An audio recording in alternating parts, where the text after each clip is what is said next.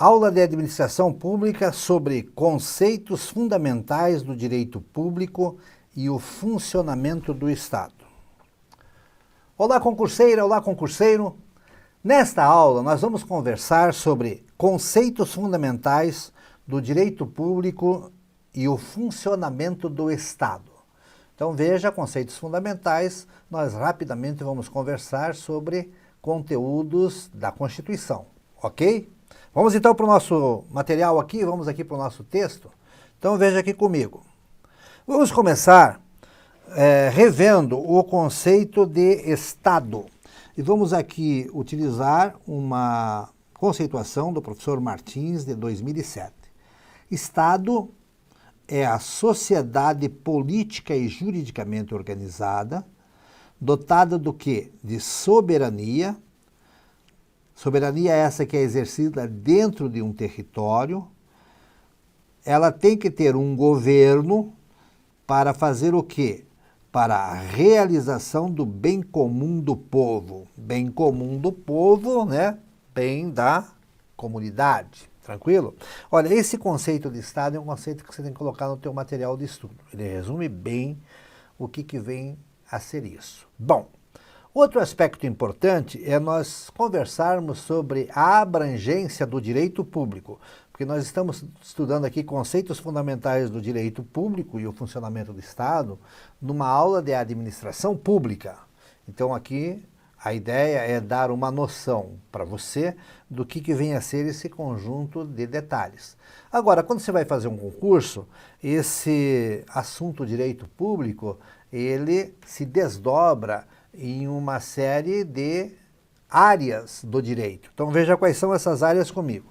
São considerados segmentos do direito público o direito constitucional, o direito administrativo, o direito tributário, o direito processual, o direito penal e o direito internacional público.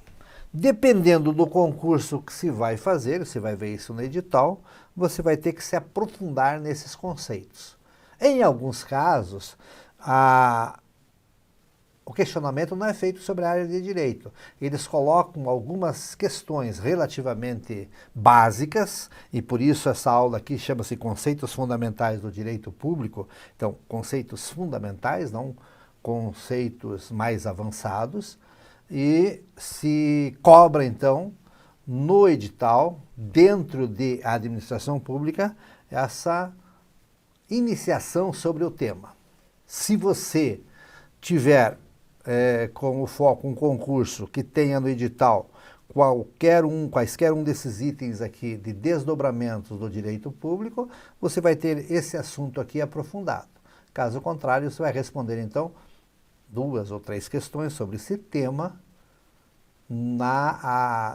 nas questões sobre administração pública. Esse que é o nosso foco aqui. Tranquilo? Então vamos para frente.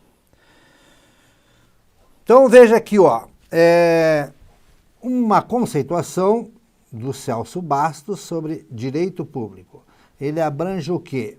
O conjunto de normas e princípios que regem a atividade do Estado, rege também a relação do Estado com os particulares, assim como sobre o atuar recíproco dos cidadãos. Então, a relação entre cidadãos, e aí nós falamos principalmente entre pessoas jurídicas, entre instituições privadas e estatais, e também na relação Estado com esse conjunto de instituições privadas e estatais. Então, muito bom esse conceito aqui de direito público, reflita sobre ele. Lembrando, então, que o direito público se divide naquele conjunto de áreas que nós vimos no slide anterior, ok? Bom, na esfera pública, o Estado tem uma relação de supremacia, caracterizando o conceito de domínio estatal. Se entende que o Estado, para que exista ordem pública, exista organização, exista desenvolvimento, progresso, bem-estar, o Estado, ele nessa relação aplicada sobre os conceitos de direito público, ele é uma instituição, uma entidade que é suprema, ela está acima dos demais integrantes desta relação. A palavra final é do Estado. E essa palavra final se manifesta através de que canal? Através dos poderes constituídos. Poder judiciário, poder executivo, poder legislativo. Ok? Vamos para frente?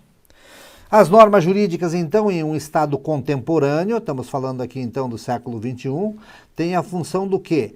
De reger essa relação do Estado aí como pessoa jurídica, com as demais pessoas, pessoas físicas ou jurídicas. Tranquilo até aqui? Então, aí é que surgem as normas jurídicas. As normas jurídicas é que dão caminhos, regras, situações para que essa relação se estabeleça de uma forma o mais harmônica possível e num Estado democrático, tendo como foco principal o quê? O bem-estar comum. Tranquilo? Beleza? Vamos para frente? Bem, como eu falei, o Estado então é uma pessoa jurídica, ela é investida de poder para o quê? Para identificar e administrar o conjunto de direitos e deveres da nação, colocando a busca do bem comum como foco prioritário. Busca do bem comum é bem da comunidade como um todo, ok? Outro aspecto importante aqui é essa ideia de direitos e deveres da nação. O que é nação? Nação é a população que habita o espaço físico, o território de um Estado. Tranquilo? Beleza até aqui? Então veja que, numa visão moderna de um Estado democrático, o foco principal o que é? Direitos e deveres da nação e busca do bem comum. Ok? Vamos para frente? Bem, ao reconhecer no Estado a qualidade de centro de direitos e deveres, o ordenamento jurídico lhe outorga o quê? Lhe outorga personalidade jurídica. Essa personalidade jurídica é produzida pelo quê? Pelas normas, e isso se materializa em uma Constituição. Tranquilo? Então veja que o caminho que é percorrido pela organização de um Estado, e isso então deságua na elaboração de uma Constituição, e essa Constituição passa a ser o documento mais importante, o documento que rege todo o funcionamento dessas relações que estão citadas nesse slide. Na sequência, para terminar esse slide, estamos falando aqui de uma coisa que a gente já conversou agora há pouco, mas que provavelmente você já sabe. O Estado exerce suas prerrogativas através do quê? Dos poderes legislativo, executivo e judiciário. Tranquilo até aqui? Vamos para o próximo slide. Nos Estados democráticos, então, as atividades dos três poderes, legislativo, executivo e judiciário, são exercidas por autoridades distintas e independentes, concretizando o conceito de separação de poderes. Fundamental isso aqui. Nos Estados democráticos, então estamos falando dos Estados totalitários ou absolutistas, legislativo, executivo e judiciário têm autoridades independentes e distintas. É evidente que se espera que essas autoridades interajam entre si, colocando o bem comum em primeiro lugar. Na prática, a coisa não é bem assim. Existe sim uma certa disputa de poderes e isso aí faz parte da política, tá?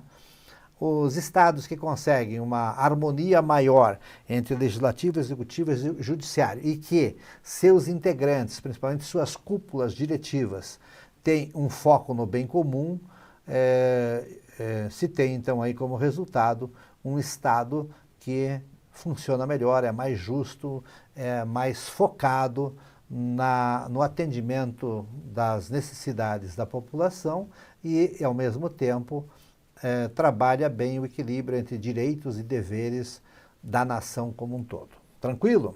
Vamos para frente. Bem, onde é que acontece isso em termos de Constituição brasileira? Esse conjunto de informação, então, de informações que eu falei agora aqui, trabalha o conceito de princípio da legalidade do Estado do Direito.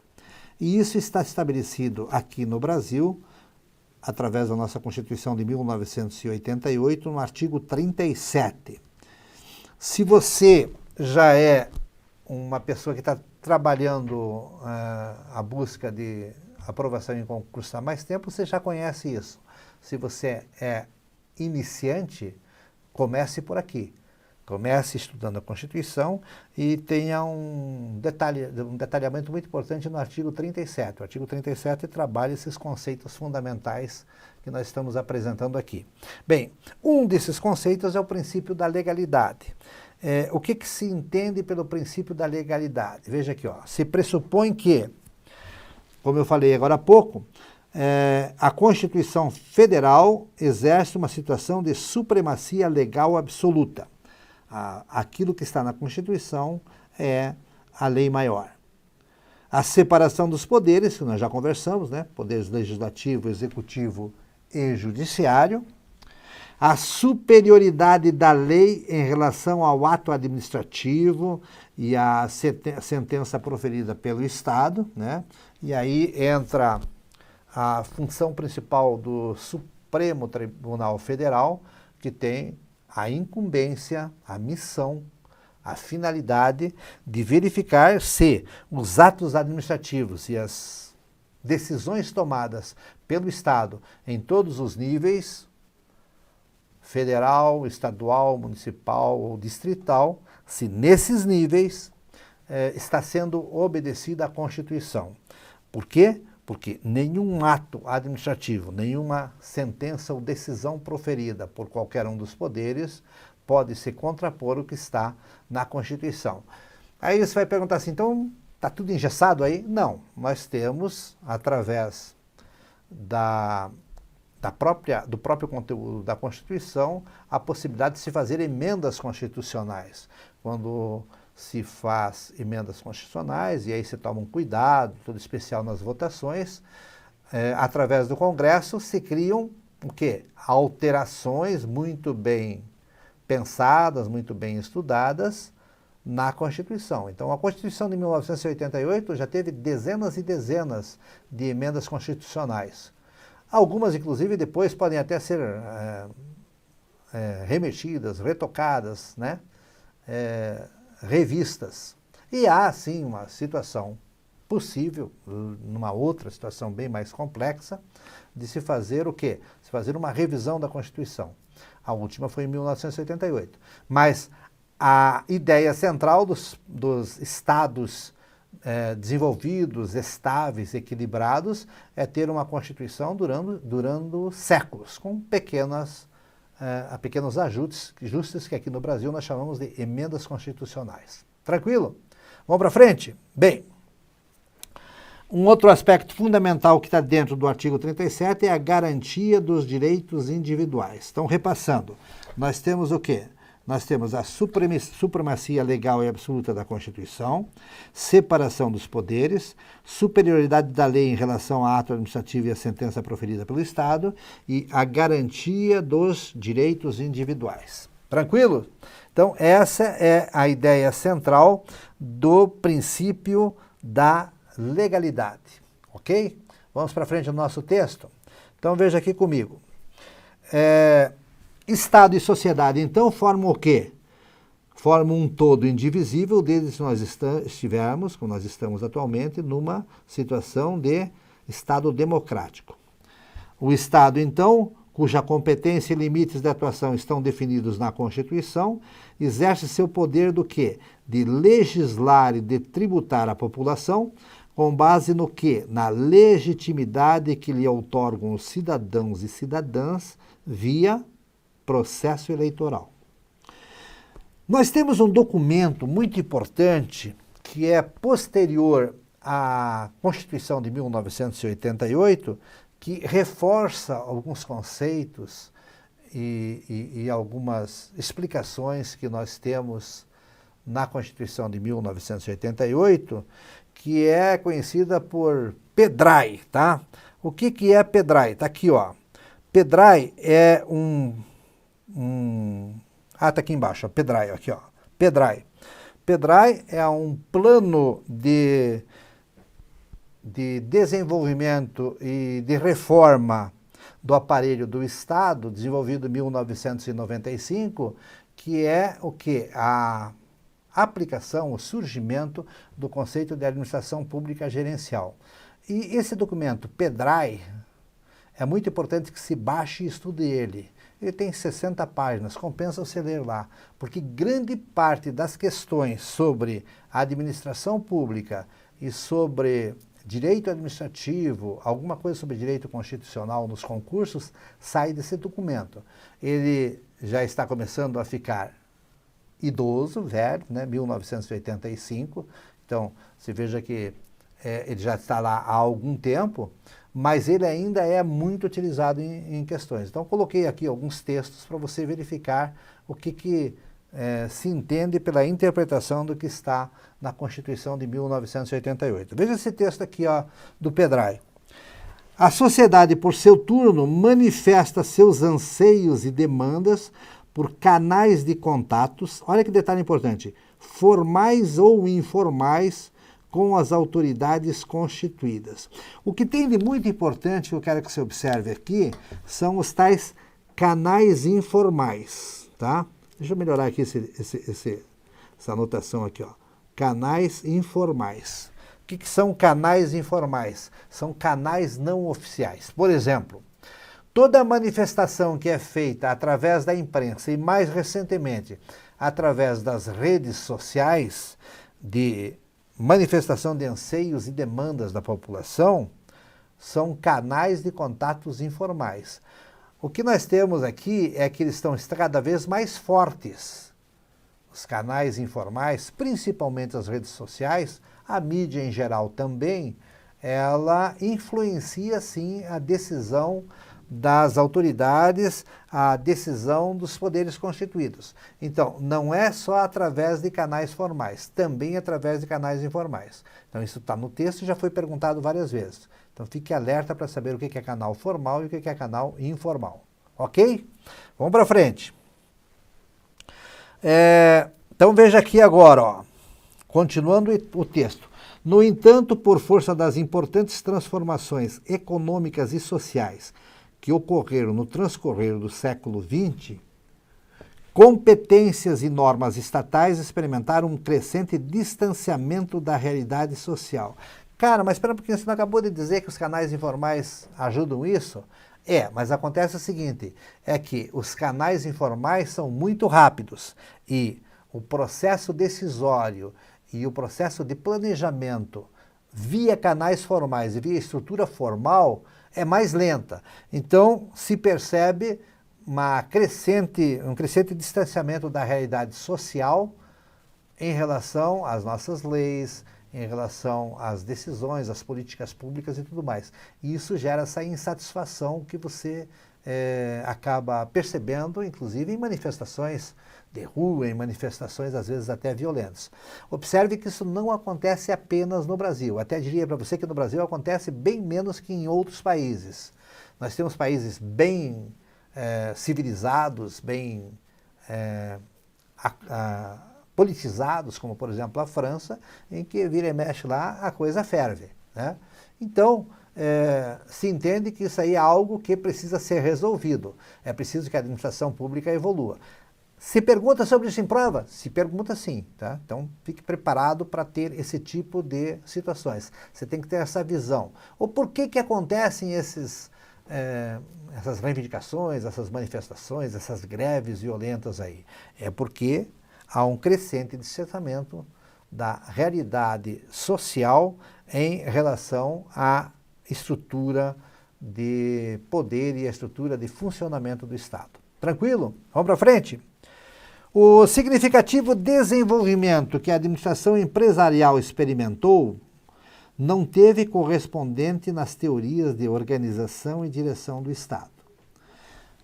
Veja agora aqui, ó, para vencer esse desafio, a ciência da administração, aí estamos falando então da administração pública, apresenta-se como um instrumento valioso na medida em que possui uma quantidade expressiva de técnicas e métodos de planejamento, gestão e controle. Nesse sentido, então, a administração pública é fruto de um diálogo, ainda em estágio inicial, mas crescente entre o direito e a administração. Se entende que essas duas áreas, a área da administração pública e a área do direito público, elas precisam dialogar, elas precisam trocar informações. Tudo isso num ambiente de pressão social. Então, a administração pública e o direito público, eles, se bem administrados e se bem planejados, vão gerar esse diálogo que tenta resolver essa insatisfação social que é mundial e que acontece aqui no Brasil também. Tranquilo? Vamos para frente? Bem, vamos ver aqui alguns aspectos importantes desses princípios fundamentais que estão lá na Constituição Federal de 1988. Volto a dizer, se você já está estudando há algum tempo, é lógico que você já sabe isso. O que nós temos no artigo 1º da Constituição? A República Federativa do Brasil, formada pela união indissolúvel dos estados e municípios e do Distrito Federal, constitui-se em um Estado democrático de direito e tem como fundamentos o quê? A soberania do Estado, a cidadania. O que é cidadania? Anote aí. Cidadania são os direitos da sociedade. Tanto dos direitos como instituição comunitária, direitos então ligados aí ao bem comum, como direitos individuais. E logo no artigo 1º, se nós entendermos que o Brasil tem um Estado democrático de direito, a cidadania é um fundamento. Então, cidadão, a partir da Constituição de 1988, passou a ser uma palavra muito importante, ok? Bom, veja mais o quê? A dignidade da pessoa humana, os valores sociais do trabalho e da livre iniciativa, o pluralismo político. Então fica bem claro que, fica aqui bem claro a livre associação política dentro do país. Então faz parte da realidade da nossa Constituição nós aceitarmos pensamentos divergentes, desde que, lógico, eles se mantenham obedecendo à Constituição. Se deixar de obedecer à Constituição, aí ele não é divergente, né? Daí ele é alguém que está fora da realidade do Estado democrático de direito. Bem, no artigo 3º da Constituição Federal estão mencionados os objetivos do Estado brasileiro. Esses objetivos se transformam, com o passar do tempo, em diretrizes estratégicas da moderna administração pública no Brasil. Então, para que nós existimos como Estado? Qual é a visão de Estado atual no Brasil? Construir uma sociedade livre, justa e solidária, garantir o desenvolvimento nacional, erradicar a pobreza e a marginalização e reduzir as desigualdades sociais e regionais. Promover o bem de todos, sem preconceitos de origem, raça, sexo, cor, idade e quaisquer outras formas de discriminação. Então, observe que há um caminho, há uma diretriz estratégica. Aí você pode dizer assim, cara, mas eu não estou vendo isso no dia a dia. Se você está pensando em concurso, se você está pensando em obter aí sua vaga no serviço público, não fique caminhando por esses lados aqui. Você como cidadão, você como cidadã tem todo o direito de pertencer a um determinado grupo que venha reivindicar aspectos ligados a essas diretrizes, a esses objetivos, mas aí é a tua ação política. Para fins de concurso, você não pode chegar na hora da prova e ficar dizendo assim, cara, mas a erradicação da pobreza, erradicação da marginalização, isso não acontece, então essa alternativa aqui está errada. Não. O documento que vai direcionar se está certo ou errada uma determinada questão é o que está, por exemplo, na Constituição. Não é o que você viu no noticiário do dia anterior ou o que você acessou na rede social. Não é o que você concorda ou o que você não concorda. Nós temos uma diretriz, nós temos um objetivo. Podemos estar longe disso, mas na hora da prova não entre por esse caminho. Responda a partir do como deveria ser. Como deveria ser o Estado democrático de direito no Brasil? Deveria ser dentro dessa realidade. Fatores como má administração, como desvio de recursos, como corrupção, como má gestão em geral, faz com que isso não esteja acontecendo. Mas isso não significa que isso aí deixe de perder a validade. Esse é o tal distanciamento que o direito público e a administração pública precisam resolver para que, em médio prazo, haja uma melhoria nisso tudo. Tranquilo? Vamos para frente? Bem, no artigo 4º, a República Federativa do Brasil rege-se nas suas relações internacionais pelos seguintes princípios. Lembra que nós estamos falando aqui dos conceitos fundamentais do direito público e do funcionamento do Estado. Então, nós temos que lembrar que nós estamos globalizados atualmente e isso aqui também é bem cobrado em concurso. Independência nacional, tá? Nós temos que ter essa condição de Estado independente. Prevalência dos direitos humanos, autodeterminação dos povos. O que significa autodeterminação dos povos? Respeitar a dinâmica social, a dinâmica econômica e política dos outros países, dos outros estados. Então, a autodeterminação dos povos está dentro desse conceito. Cada país desenvolve a sua sociedade como lhe parecer melhor. Não cabe a outro país invadir e tomar conta desse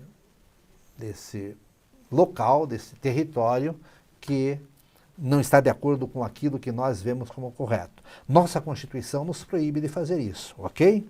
Não intervenção, que é o que nós acabamos de conversar, igualdade entre os estados, defesa da paz, solução pacífica dos conflitos, repúdio ao terrorismo e ao racismo, cooperação entre os povos para o progresso da humanidade e, um detalhe bem prático, concessão de asilo político. Tranquilo? Então, observe que a estrutura da nossa Constituição é linda. Se você estudar a Constituição, você vai pensar assim, é esse o país que eu quero ter. E aí você vai agir politicamente para que isso venha a acontecer, sei lá eu, uma geração, 2 gerações. Eu que já estou de cabelos brancos, posso garantir para você que já foi muito pior, hein? Nós estamos numa situação melhor do que nós estávamos quando eu tinha 18, 19 anos. Então, você que está aí na faixa de 18 a 30 anos, provavelmente, a grande maioria dos concurseiros estão por aí, 35 anos, você tem aí mais 1 ou 2 gerações para influenciar positivamente isso aí. E tem um caminho, o caminho é a Constituição. Tranquilo? É muito bonito esse documento aqui. Ok? Bem, artigo 4º, então, fala do quê? Fala das relações internacionais. Tranquilo até aqui? Para nós encerrarmos essa aula, vamos ver o artigo 6º, e eu quero começar observando com você aqui, ó. Veja, o artigo 6º ele tem uma redação dada pela Emenda Constitucional número 90 de 2015. Então veja aqui, ó, até 2015 nós já tivemos 90 emendas constitucionais. Entre no documento oficial da Constituição do Planalto, no site do Planalto, agora deu branco, mas da União, do Governo Federal, né, do Poder Executivo, e você vai verificar que você tem lá, então, uma série de itens que são substituídos, são anulados, são alterados, e você consegue ver, então, a evolução do pensamento e das ideias da Constituição de 1978 para cá. Aqui nós temos um exemplo, então, veja como é que está o artigo 6º. O artigo 6º diz o seguinte, ó, são direitos sociais a educação, a saúde, a alimentação, o trabalho, a moradia, o transporte, o lazer, segurança, previdência social, proteção à maternidade e à infância e assistência aos desamparados na forma desta Constituição. Esse texto ele não era tão completo em 1988. Então, a evolução social fez com que esse artigo 6º fosse alterado. Então, é assim que é o mecanismo de funcionamento do que nós chamamos, então, de conceitos fundamentais do direito público e o funcionamento do Estado. Dessa aula, então, nós fomos até o artigo 6º para te dar aquele empurrão para você ir mais fundo nesse tema. Esse tema é muito bom, muito bacana. Tente entrar nessa realidade, isso vai favorecer tanto você como cidadão, como você como concurseiro, como concurseira. Bons estudos e até uma próxima aula.